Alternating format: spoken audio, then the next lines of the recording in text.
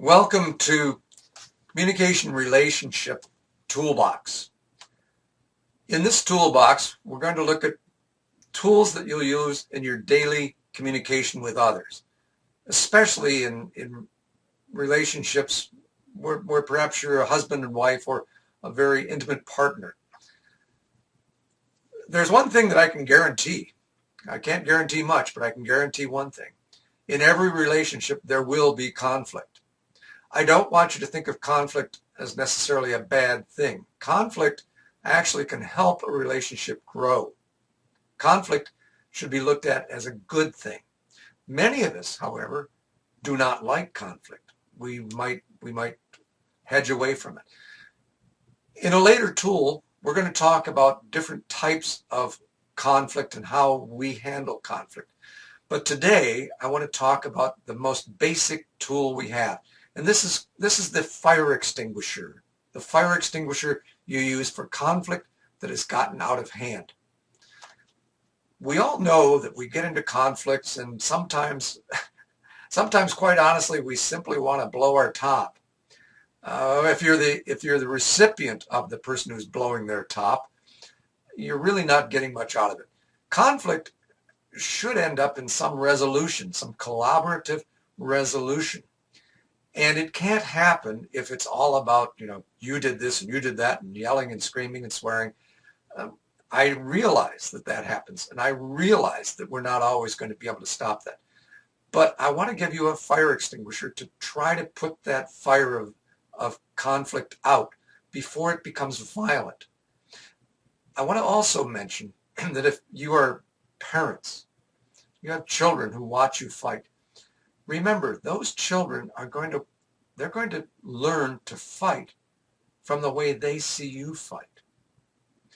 So realize that conflict is unavoidable. It will happen.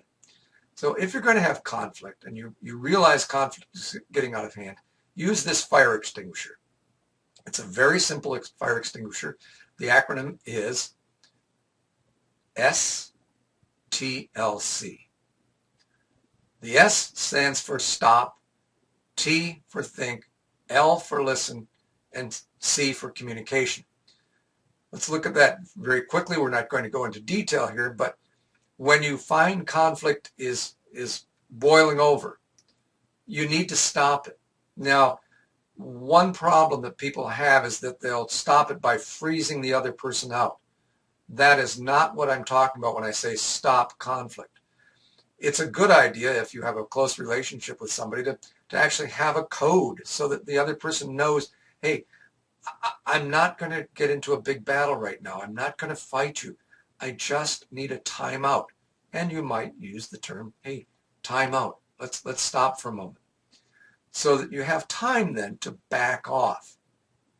It is not that you're not going to continue the conflict. The conflict can become very positive. So don't give up on conflict. But before you continue conflict, remember we said S, that was the stop. Now we're going to go to T, the TLC. T, think. Think about what's going on. Think about what is the other person saying. Think about what do you want to say. So you think things through. Then you listen. Now, the conflict is already stopped. When I say listen, I'm talking about your mind retains things. So listen. What did the person say? What was the agenda? Were they really fighting about what they're saying they're fighting about? Or were they fighting about something else? Were they really throwing in old garbage? It's important you understand what the person was really saying. So you have to listen. And once you've stopped and you've thought and you've listened, then and only then communicate. At that point, you have the ability to answer back. Tell the person what you think. Now, I'm done with this session here. The next session will tell you how you can communicate. So the next tool is going to be the I tool. But today, Our tool is STLC. Stop, think, listen, communicate. This will help you in so many of your conflicts in the future.